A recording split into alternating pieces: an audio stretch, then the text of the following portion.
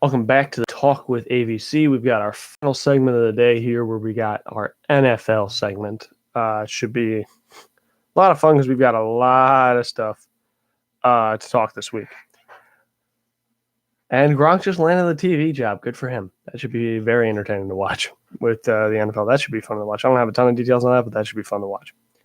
So we're going to get right into kind of what I did last week, which is instead of just going over box scores and looking at stuff like that, I'm going to just talk about some headlines that I have written down.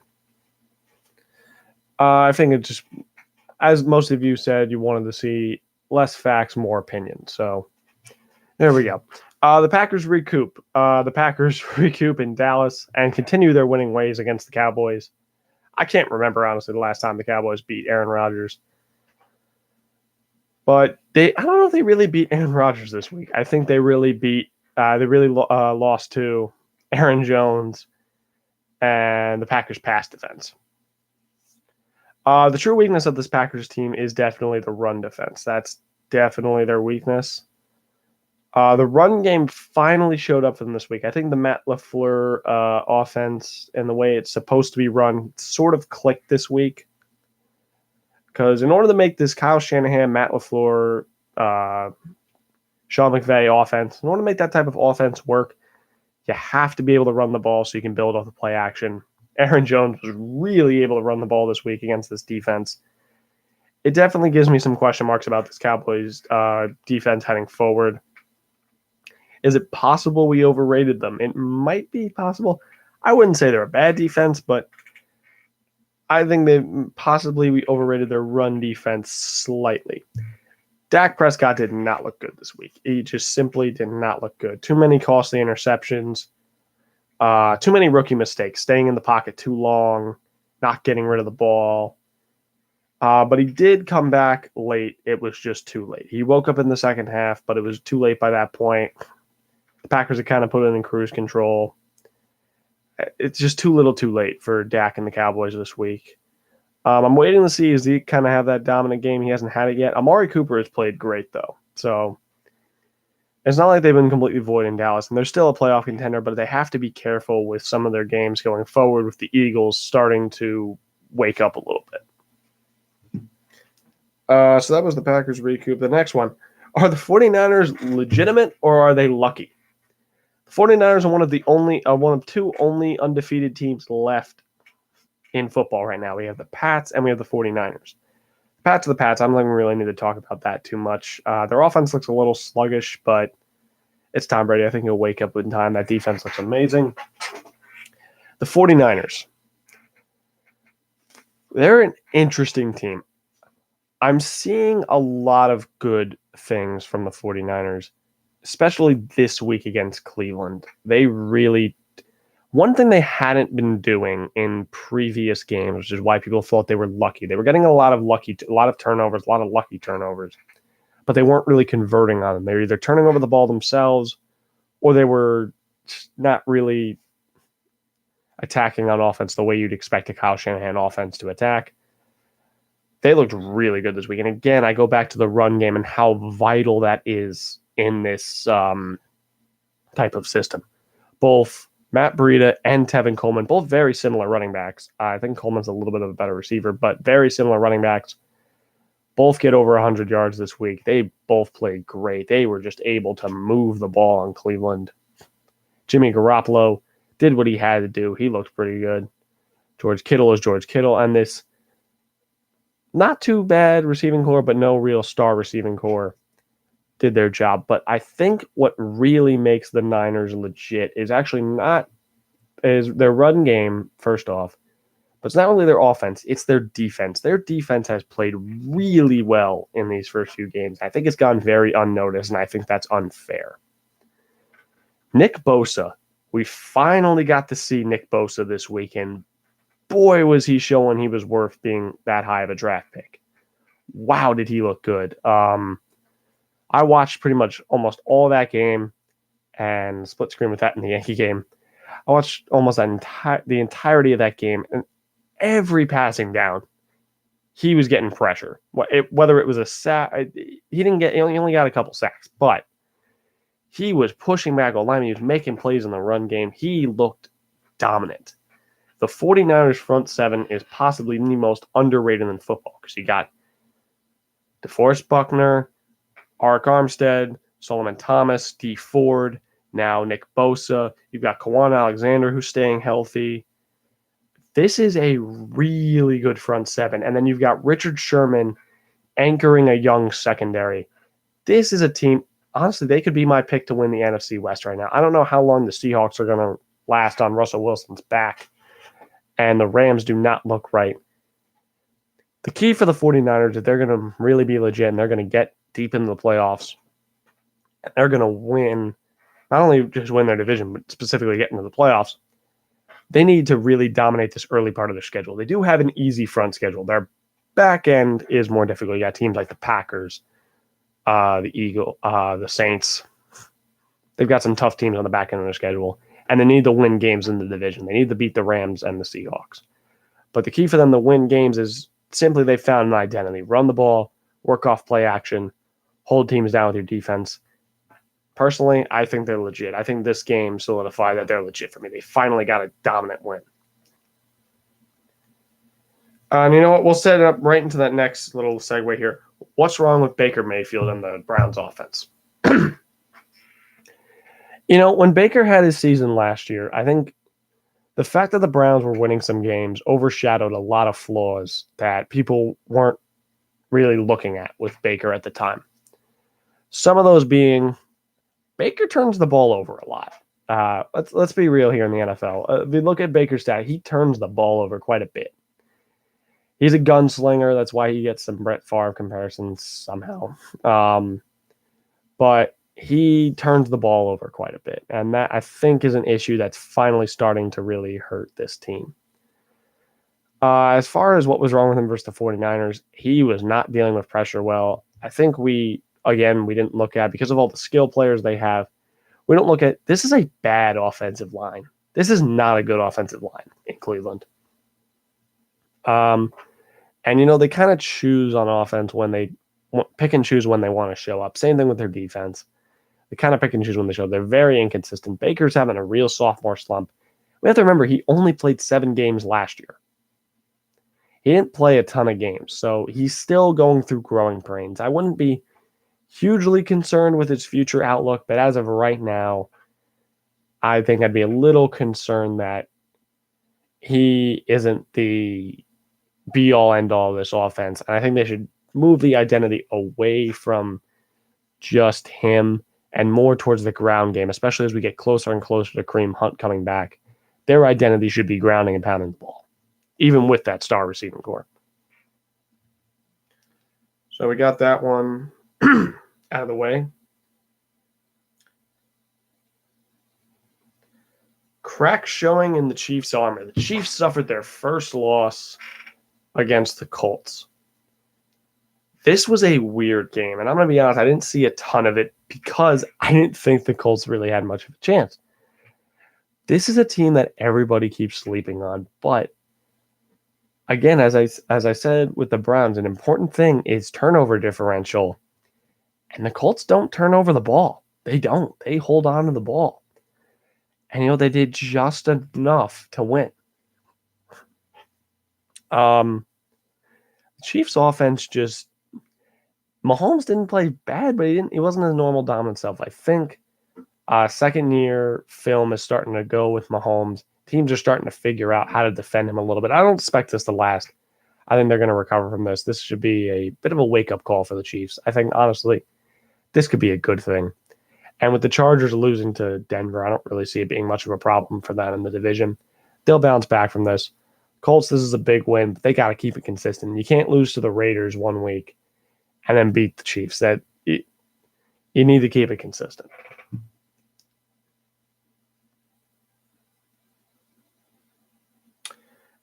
Danny Dimes suffers his first L. The Giants suffered their first loss in the Daniel Jones era this week against Minnesota.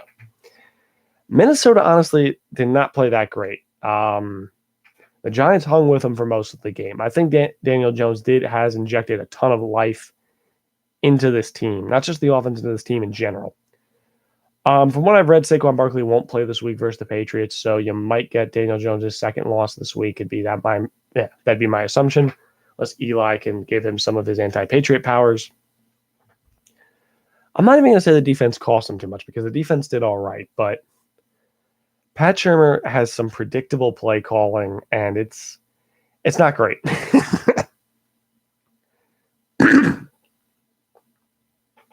It's not great. He has some predictable play calling. That run up the middle on the 1 yard line when they got safety. What was that? What are you doing there? And the lack of a run game is really hurting them, especially when Wayne Gallman went down and their lead back was Elijah Penny, who's their fullback. That's not great. Darius Slayton looks like the best receiver on that team right now. He definitely looks the most comfortable with Daniel Jones, probably because they've worked the most in practice, but he looks the most comfortable. Shepard's got to make a few more catches, and Engram's got to step up his game if the Giants want a chance against the Pats. But Daniel Jones, he didn't play bad this week. He played a really good defense, but they had opportunities that they just couldn't convert. But they hung in there with that game. I think that's important to look at. So I think they'll be all right moving forward. I don't think this is going to be a playoff team, but I think Daniel Jones can get them to about 7 wins. I think that's a reasonable assumption for them right now.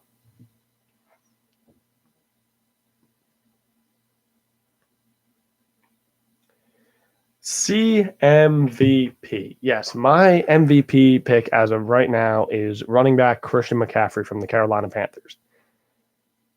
I think it's just quite obvious that he is that entire offense. If he doesn't work, that offense falls apart. He is just ridiculous, putting up at least 200 yards from scrimmage a game, averaging about at least 15 rushes and about 10 catches a game. It's ridiculous, the amount he's getting the ball.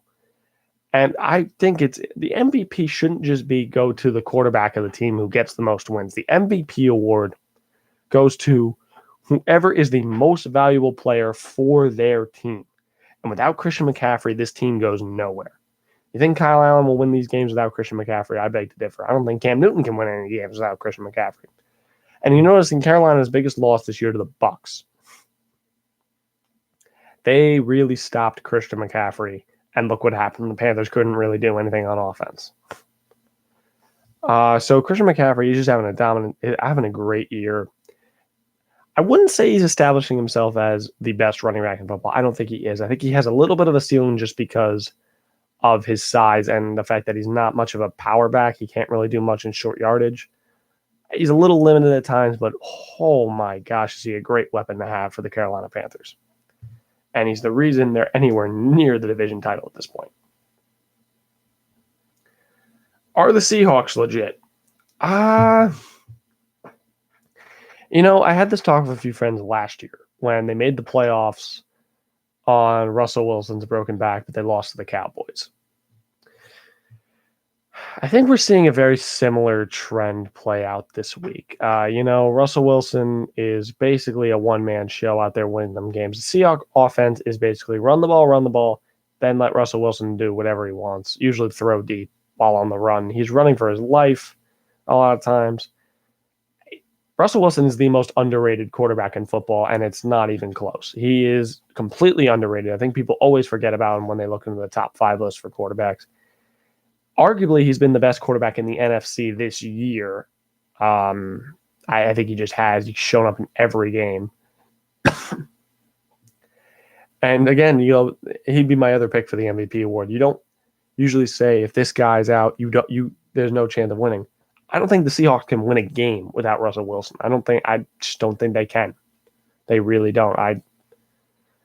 Russell Wilson is the glue that holds that team together. I just don't know how sustainable it is. We've seen it before in the playoffs. We saw it in 2016 when they lost to the Falcons, and we saw it last year when they lost to the Cowboys. That can only hold up so long, especially in the playoffs. I don't know how far it's going to go, but I think he'll get them a wild card probably. That seems about right for Russell Wilson and his ridiculous production. Winston falters again. It's a little bit of a cruel statement here, but the Bucs, it's again the epitome of inconsistency. I think is the best way to describe the Bucs, as they just Oh gosh, every time you get a little bit of belief in them, they then lose a big game. I'm not even going to say that that's a game you should win because I think Teddy Bridgewater and the Saints team are being underrated in a lot of games. But I think what's really underrated is that Saints defense. They're playing outstanding. They shut down Mike Evans completely this week. He didn't have a catch. That's really impressive. Teddy Bridgewater's getting better every week, getting more comfortable with this team. And they look good. I think that's the best way to say it. They look pretty good. But the Bucks, again, they're just the epitome of inconsistency. I see them finishing probably around 7-9, 8-8, again, as per usual. Is Chicago done without Mitch? I don't know. I mean, I think this also looks into the Raiders as why are they winning games? I think the year 2 in John Gruden's scheme is really helping out Derek Carr in the offense. Josh Jacobs, that looks like a good trade, honestly. I mean, you don't almost say that you'd trade a top-tier pass rusher for a running back, basically, but that was a pretty – he's been good. He's been good. He's been the jolt in the ground game that they needed. And Darren Waller, if anybody remembers Darren Waller, he was a tight end prospect. He originally was an undrafted free agent for the Cardinals. Now, they took Darren Waller as a receiving tight end. He was supposed to kind of be similar to a guy named Ricky Seals-Jones, who was a receiver converted to tight end from Texas A&M back when Johnny Manziel was the quarterback. So Darren Waller came in.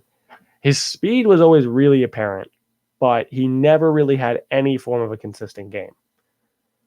Now he comes to Oakland, and he looks like one of the best tight ends in football. He looks like George Kittle with better hands, if that even makes sense.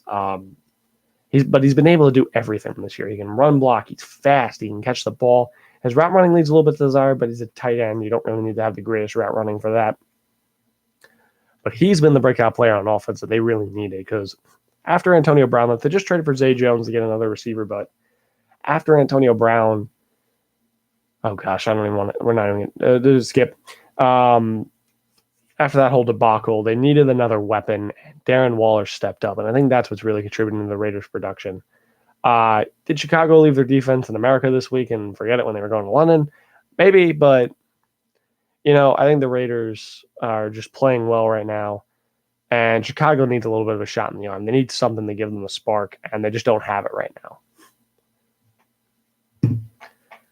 All right, we got about 10 minutes here left on the show. We're going to last two little segments here.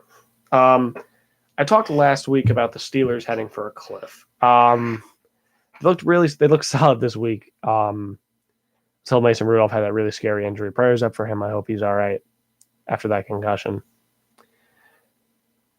Why are the Steelers heading for a cliff? Well, here's the thing. Their division, aside from Cincinnati, because they're a mess, is starting to improve. You got the Ravens, who I think are going to be the class of that division for a while. And if the Browns can get no line, maybe them too. Here's the problem with the Steelers. Not a lot of people realize this, but the Steelers are in a really bad cap situation right now. They don't have a lot of cap for this upcoming season. They're eating a lot of dead money, and Ben Roethlisberger's contract did not help this. They're still eating money from Ryan Shazier, and they're still eating money from a lot of other things. Even like Marcus Gilbert, they're still eating part of that contract from the Cardinals. So they don't have a lot of money to throw around. And a lot of these guys are going to start moving on for more money because they can't afford to be paying them. They're still eating money from Antonio Brown. They're still eating money from Le'Veon, I think part of the franchise tag, I don't know, but they took a huge cap hit with the franchise tags they've assigned. The defense looks good, but they're going to start losing pieces. Joe Hayden's going to start slowing down. Mike Hilton's leaving this year. Their secondary is going to be really bad. And they've also traded a lot of draft capital over the years. These upcoming seasons, they have 4 picks in this upcoming draft. They have 4 picks. They have a second, a fourth, a fifth, and a sixth. They traded a lot to get Devin Bush last year, and they traded their first rounder this year to get Minka Fitzpatrick in a season where they're going to be running with probably their third string quarterback. Now, the Steelers are the Steelers. You could say they'll always find a way to get talent, but talent's going to eventually start to leave. And, Mike Tomlin might be getting fired soon, so they might have a whole new coaching debacle. I know it almost seems like every year Mike Tomlin might get fired, but finally having a losing season, this could really be the year, unfortunately, for him. I think he's overrated, but I don't think he's a bad coach. It's just too many things are about to go wrong at the wrong time for Pittsburgh for them to not hit a sharp regression. Other teams in the AFC are starting to get a lot more competitive. You look at the AFC South, they're starting to get better. Buffalo could be on the rise if Josh Allen can figure out how to not throw interceptions. Again, the AFC North is getting better. The Steelers are they're kind of clinging to what they have left, trying to supplement what they have left and just go on maybe one more run. I just don't know if they have it in them. I think they're just going to just going to fall apart eventually. I mean, their defense looks really good this year, but again, how long can you maintain that? Some of these guys are going to start leaving. You got Cameron Hayward, his contract expires next year. Stephon Tuitt, his contract's up in 2 years. This does not look good for them, and they're going to have to start picking and choosing guys. They don't have a lot of cap room going forward. As I said, they're eating a lot of money. So that's really hurting them. And them becoming the third or maybe even the fourth best team in that division, it's coming. Believe me, it's coming unless they do something soon. And the last thing I want to talk about here is, oh gosh, the Redskins. Oh, the Redskins. They're a badly run franchise. They just lost their head coach. They just fired their head coach this week. Are they finally starting to move in the right direction? I don't know what the right direction is for this team. You could say the Giants were moving the wrong direction this offseason, but at least they have a direction. The Redskins have zero direction. They're just kind of clinging to whatever they can, and it's not working. Jay Gruden, who it came out, he didn't like Dwayne Haskins. He wanted either Daniel Jones or Drew Lock, and they kind of forced him to take Dwayne Haskins. The defense is on the wrong side of 30 and moving even further that way. We got a lot of underperforming guys. We got no real receivers. Terry McLennan looks all right, but not much going on this week. And yes, as somebody just pointed out in the live chat comments, Dan Snyder is horrible. He is a moron, and I don't think the Redskins will get back to being a good team until Dan Snyder is gone, quite honestly. I think Dan Snyder is, God, he's one of the worst owners in professional sports. He just doesn't know what he's doing. And, just all the injuries that come out of Washington, you have to think there's just something wrong with the organization, and I think that's just the case. They got a pretty bad organization up there in Washington. FedEx Field is almost dominated by away fans all the time. I've heard the prices are ridiculous. It's just not a great organization. And I think that's just the best way to leave it as, that the Redskins are just not a good football organization. And unless something drastic happens soon, they're not going to be for a while. So that was pretty much it for the NFL this week. One of the most surprising things, at least for me, because I'm a Falcon fan, has been this very disappointing season for Atlanta. They came in as at least a playoff contender, and they're now 1-4, and they just do not look good. They got torn up by the Texans this week. What's really going on with that team? What's really happening? What's going to happen? What do I think is going to happen in this offseason? We will find out next week on the Talk with AVC. Thank you all very much for listening. We're going to end about a minute early this week because we got through everything. But thank you all very much for watching this episode of the Talk with AVC. Like and share. It really helps a lot. I really appreciate everybody who watches. Means a lot to me. And I love doing this. So thank you all very much for watching. See you all next week on the Talk with AVC.